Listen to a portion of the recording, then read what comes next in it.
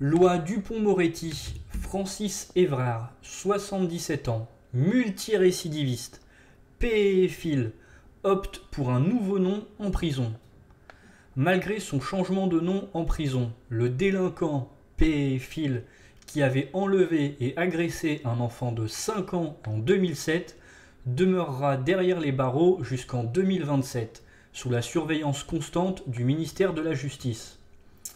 Actuellement détenu sous le nom de Francis Évrard, un multirécidiviste de 77 ans condamné pour l'enlèvement, la séquestration et le V du jeune Ennis a récemment entrepris une démarche légale pour adopter le nom de sa mère.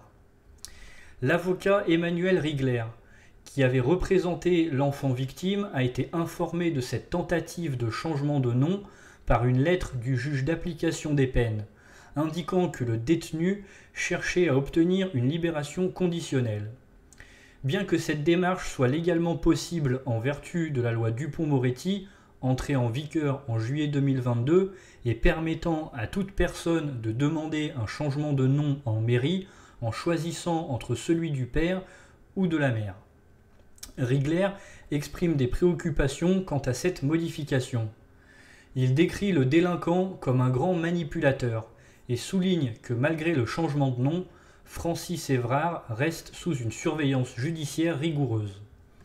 La loi Dupond-Moretti, simplifiant ce processus, a néanmoins suscité des inquiétudes.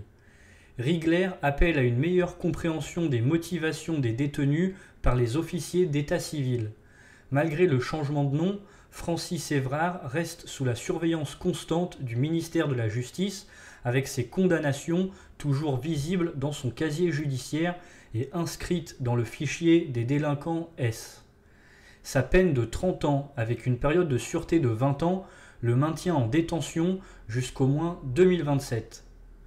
Bien qu'il puisse éventuellement bénéficier d'une libération conditionnelle dans 4 ans, sa peine complète est prévue jusqu'en 2037, alors qu'il aura 91 ans malgré son nouveau nom.